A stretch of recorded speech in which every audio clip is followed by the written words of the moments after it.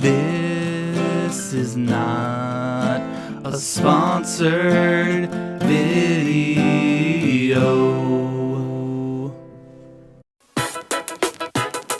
Once upon a time, I posted a video about the Polaroid Snap Touch, an instant camera that, for me, failed at being both modern and retro. I was thinking, since a bunch of you had to endure me taking a liquid magma shit all over the Snap Touch, I figured I would make a video about an instant camera that I absolutely adore. The FujiFilm Instax Wide 300. Let's get the obvious out of the way first. I absolutely love the Instax Wide. The camera produces beautiful photos. Whether you're shooting on the color or the black and white film, I've gotten consistently nice images. The camera itself is simple enough to operate. There's an on-off switch, duh. There's a flash button, but it's a little weird. Normally you'd assume that this is like an override button to tell the camera, hey, don't use the flash. However, the Instax Wide actually will fire the flash regardless if the camera thinks that the area is too dark. So in my opinion, kind of a pointless button. There's also a button to lighten or darken your exposure, basically an exposure compensation button. And last, but certainly not least, there's a focus ring. This toggles between the focusing mode. Your choices are 3 meters to infinity or 0.9 to 3 meters. Oh yeah, and there's a nifty little indicator to tell you how many shots you have left in your pack of film. The prints are massive.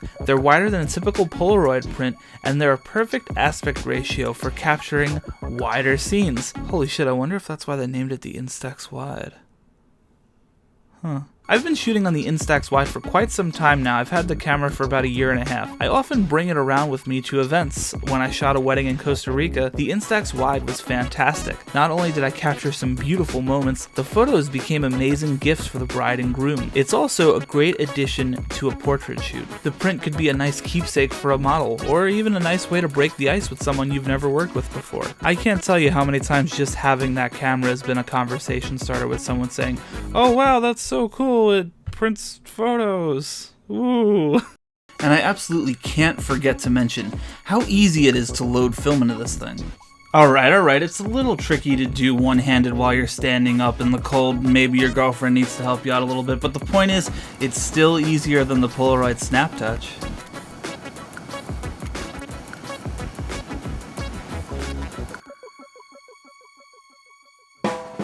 I'm saying all these good things, but I gotta be honest with you, the Instax Wide does come with a few drawbacks. In fact, it has quite a few things about it that I think kinda suck ass.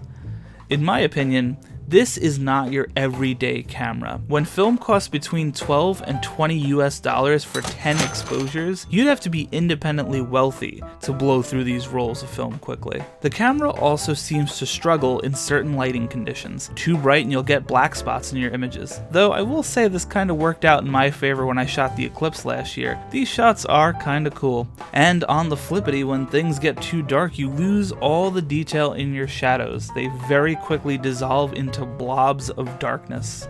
Moving away from Lovecraft imagery and technical aspects of the camera, the form factor is also a little weird to me. Since the prints are so much bigger than a regular one, you're naturally going to get a bigger camera body. But it's a little bulky, Compared to the regular old Fujifilm Instax, this thing is huge. Honestly, compared to a 5D Mark III, it's still pretty damn big. But the size doesn't really make it obnoxiously heavy. In fact, without any film in it, this thing is kinda scary lightweight. And I would like to add here that the hand grip is wonderful. It's comfortable, and it's really refreshing to use, especially coming from someone who suffers from chronic "I use an A7S and don't know where to put my pinky" disorder. When in doubt, pinky out, am I right?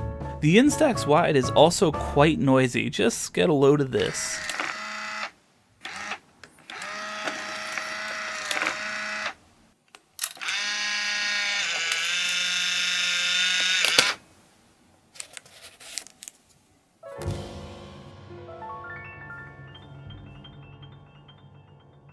During the bulk of the time I've owned this camera, I've mainly shot in the color film. It's only recently that I did some experimenting with the Instax monochrome film. So we're about to hit review inception here and do a review within another review. Ooh.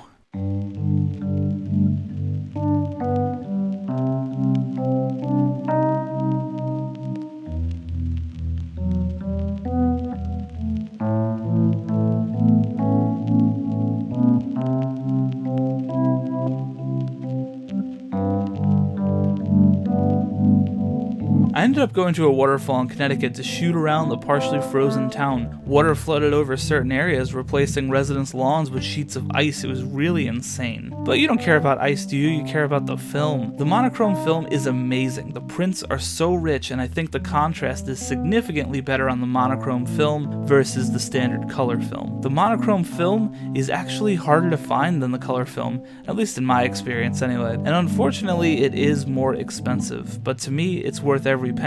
The prints are wonderful, and they're super moody. Look out, Moodygrams. I'm coming for you. Anyway, back to the camera itself. Despite the issues, I think the camera is truly something special. I've taken some awesome shots using it, and I've given away so many of my prints to friends and even complete strangers. If for whatever reason I had to ditch all of my instant cameras, this would be the one I held on to. It really does capture a nostalgic feeling. It makes you focus intently on what you're shooting. At the same time, it's so simple, the camera doesn't really get in your way at all while you're trying to do so. I've always had a blast when I shoot on this camera. It's been dropped, it's been taken through airports, and it's still kicking ass. For me, it's the one instant camera to rule them all. For now.